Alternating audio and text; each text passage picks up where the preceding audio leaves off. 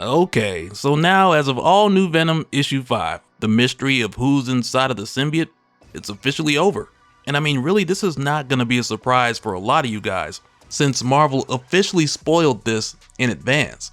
But nonetheless, we're here to cover it. So with that said, if you're enjoying these videos, be sure to drop a like, subscribe if you're new to the channel, and don't forget to hit that bell up top to get all notifications. Alright, so going into this reveal, we pick up from the events of issue 4, which ended with its own reveal of Rick Jones being the most recent sleeper agent, which right there eliminated him from the list of suspects of who might be the all-new Venom. And I'd even argue that in a way, this is one of the more exciting reveals that we've seen in this series, with it giving us an explanation of what Sleeper's been up to since Venom War. But this time around, the whole sleeper agent arrangement, it's kind of funny here, because even though Sleeper is locked up and he's controlling Rick Jones remotely to fight Madam Mask here, Rick is still aware of what's going on.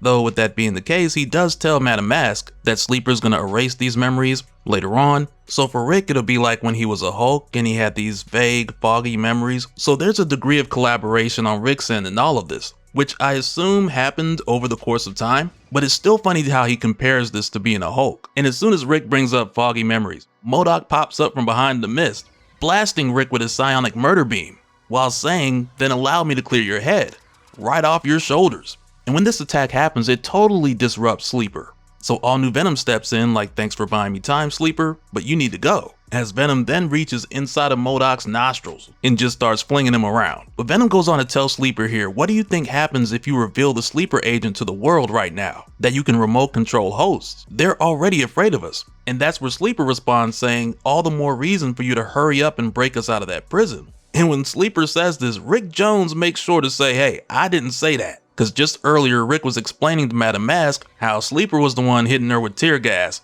for what it's worth. So he wants to make sure no one thinks he's organizing a prison break.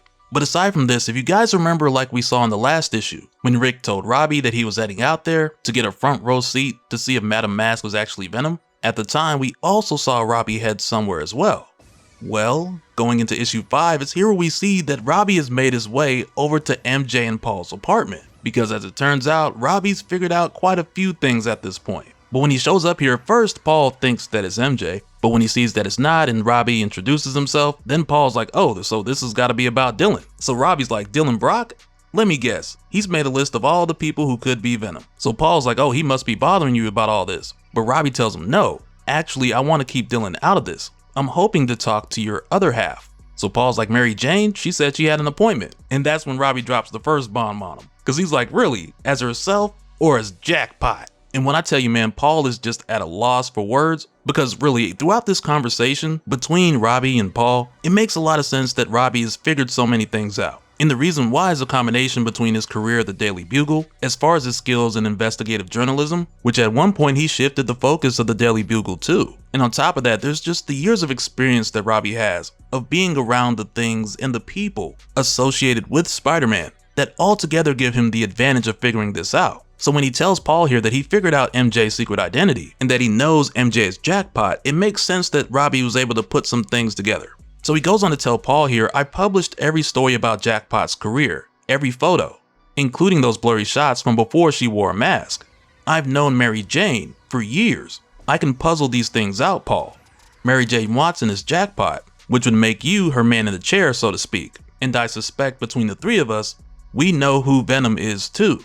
And Robbie goes into more detail, but before he does, we jump back over to Sleeper and all new Venom, where in the case of Venom, who's double fisting M.O.D.O.K at the moment, there's a bit of this back and forth between Venom and Sleeper. Because remember, the actual Sleeper symbiote is locked up right now with Toxin, while Sleeper's remote piloting Rick. So while Venom's saying that Sleeper shouldn't be doing this, Sleeper tells Venom that Flash is the only one really looking out for him and Toxin. And had Sleeper gone with Plan A, which was involving Dylan to stick it to the man, Dylan likely wouldn't have had any qualms with it. And that's where Venom's just like, leave your brother out of this. And I mean, I can't say this enough, but I really love the sibling references between the symbiotes. But of course, at this point, with M.O.D.O.K being violated this whole time, he eventually sneezes Venom out with what he calls his telekinetic nostril beams. And M.O.D.O.K says here, telekinetic nostril beams. A first, even for me. My nose is itching like crazy. Given the length of my arms, you understand how that might put me in a mood, a kill everyone here mood. And when he says that, Madam Mask is back there coughing like, oh, wait a minute. But as far as M.O.D.O.K is concerned, her plan failed. Because remember, had everything went smoothly back in issue 4, this M.O.D.O.K would have been in control of AIM. So M.O.D.O.K basically tells her like, nah, your plan didn't work out, so somebody's gotta take the fall. And he just blasts what's left of this balcony, sending Venom, Sleeper, Madam Mask, and all the other civilians free falling. So quickly Venom's like, the hostages, Sleeper to us, as Madam Mask was just over here looking like, bruh. And to save these hostages, Venom even tells Sleeper what they need to do. Cause Venom's just like, make a web cradle as wide as you can. We need to catch everybody and aim projectile webbing at the debris to stick it to the wall before anyone gets hit. And Sleeper's just like, I'll do what I can. Like, fine, I'll save our oppressors. Cause again, Sleeper's been feeling some type of way about how him and Toxin have been treated by humanity leading up to Venom War and after. So Venom just tells him here, do better. Do it right. Nobody dies today, only to then get blasted by M.O.D.O.K as they're falling. So this of course takes Sleeper's attention off of the hostages and onto Venom, only for Venom to be like, don't worry about me. Focus on those webs, cause Venom's tough enough to take it. And that's where M.O.D.O.K's like, the bonds of family, how touching. I never had a father, of course. One advantage of being the clone of the original George Talton, I lack as many weaknesses. And yeah, the whole M.O.D.O.K clone thing kicked off a long time ago, during the whole Jeff Loeb and Jeff Parker Hulk series. But given the fact that M.O.D.O.K doesn't feel any family remorse, he just ignores Venom and takes a shot at Sleeper. And it's kinda crazy how when this happens, Sleeper's just like, father, I finished it. You know, as far as putting up the webs and saving the different hostages, and that's where Venom just boosts towards Sleeper like a cannonball to get down there faster and catch Sleeper and Rick just in time. And Venom admits that doing this has made them a little weaker, so he tells Sleeper to brace for the landing, which is a pretty hard one, but after they get down on the ground, Sleeper checks on Rick and confirms that he's okay. And shortly after, this leads to another moment where Venom steps back into the parent role again. Cause Venom says here, good, it was him we were saving. But on top of that, Venom's like, we need to have a long talk about controlling human brains and ethical boundaries, Sleeper. Because aside from this whole remote piloting thing, if we go back to Venom First Host, Sleeper was way worse back then. Cause we saw him lobotomize that Kree soldier, Tel-Kar. And I mean, dude kinda did deserve it, but still. If this was Grand Theft Brain Snatcher, Sleeper would have 5 stars. But as it stands right now, they really don't have time to have that conversation because M.O.D.O.K's already descended upon them in his doomsday chair. But when he does, M.O.D.O.K brings out his telekinetic fists. And he's like, bravo, well, you know, I would have clapped, but I'd rather smash you to a pulp with a pair of giant kinetic fists. And when he says that, I can't help but to think, like, where was those at when your nose was itching, bruh? It's like he could have done that earlier, but he chose to crash out. And right here, things take a turn that M.O.D.O.K was definitely not expecting, because it's right here where Venom basically calls M.O.D.O.K one big target. So Sleeper takes his remote symbiote and he makes it jump off of Rick and on to M.O.D.O.K. And Sleeper overpowers M.O.D.O.K's mind. And I gotta say, this is pretty crazy to see, because I can't think of a time where Sleeper has controlled a mind as powerful as M.O.D.O.K's. Which I guess isn't as crazy as it would have been had Sleeper done this to a more powerful telepath, because M.O.D.O.K does have a level of telepathic ability. He just uses telekinesis more. But even still, just based off the processing power of M.O.D.O.K's mind, this is no small feat. And I guess in a way it almost feels like one of those moments where Galactus gets bodied just to show what somebody else is capable of. But basically here, Sleeper just jumps onto M.O.D.O.K and he puts him to sleep. But before going back to Rick, Sleeper uses M.O.D.O.K's telepathic ability to erase the memories of everyone nearby, so they don't remember anything about the Sleeper agent. And right there, Venom's like, you can't just be tampering with people's minds. And Sleeper's like, it's already done, father. And Sleeper goes on to tell Venom, what was the alternative? You said it yourself. It's better the world doesn't know what I can do. As Sleeper goes on to call for Rick, while this time making it seem more consensual. Which is crazy to say. But for the time being, this at least keeps Sleeper's remote piloting abilities a secret. And aside from that, Venom asks Sleeper, like, hey, why didn't you blank out Madam Mask's memory? And Sleeper's just like, because she's not here, of course. She must have escaped in all the confusion. Still, that's one less mind tampered with, isn't it? So you should be happy. Cause I'll tell you, man, Sleeper's been talking slick in this one. And so following this, when all new Venom leaves, Venom has a conversation here with its host, where Venom says, let's talk mind to mind for a minute. Symbiote to host. That goo jet stunt from earlier, that took a lot out of me. I can barely make a web. If I don't get back to base soon, we're both going to collapse. And I definitely don't have it in me to change my basic shape or put on any bright colors. If you want me to disguise myself, I need rest and food. So let's not go in the front door, okay? We keep quiet, we lay low, We eat emergency chocolate. And then Venom's like, wait, do you hear voices? Just as we head back over to Robbie and Paul, where Robbie's like, okay, so the first anyone heard of the all-new Venom was at Madame Mask's trial, or rather when AIM arrived to kill her. And that's where Paul is like, right. And there were 4 people who were there for that and not there when Venom arrived, which are the people on Dylan's suspect list. So Paul tells Robbie that's you, Luke Cage, Rick Jones, and Madame Mask herself. And that's where Robbie's like, really? 4 people?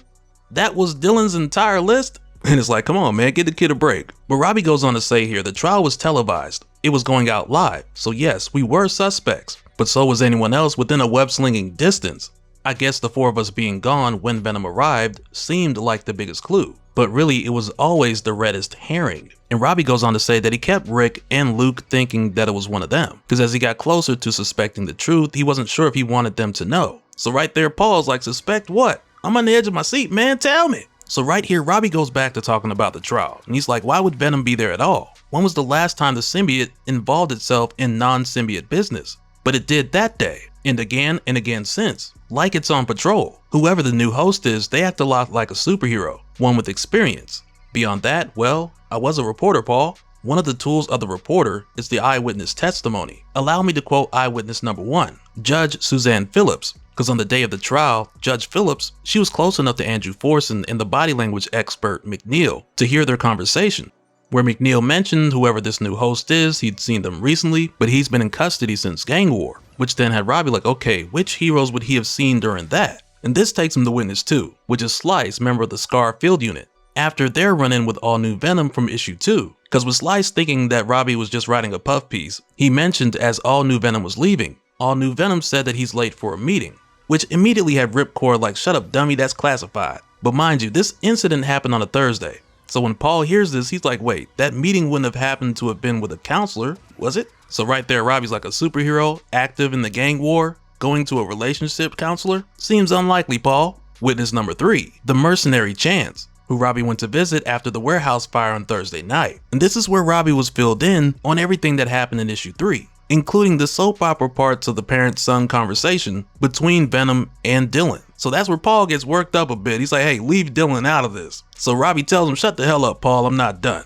Now I'm just playing, he ain't say that. But Robbie does point out here that Venom did not leave Dylan out of it, because Venom was either tracking down Madame Mask or his previous host. And in the case that it was his previous host, why that night in particular? How did Venom know Dylan Brock was out alone? So Paul's just like, maybe the symbiote has a psychic link to Dylan, and Robbie doesn't rule that out. But the bigger question is, why would Venom let someone else raise his child? And this is where Paul jumps up and he gets loud, raising the threat level from 0 to -10. And Paul's just like, I don't know. Maybe Venom thinks his son needs a loving home. The kid was living on the streets, for God's sake. He needed someone. And it was Flash Thompson who set this up. MJ said he was Venom's host once. The symbiote would trust him, right? And Flash trusts MJ. So that's a rational explanation. And this is where Paul's world comes crumbling down, because Robbie tells him I guess it would be an irrational explanation. If fostering Dylan was Flash Thompson's idea, did he come to you, Paul? Or did you go to him? Because that's where Paul's like, I didn't. So right there, not only does he realize who all new Venom is,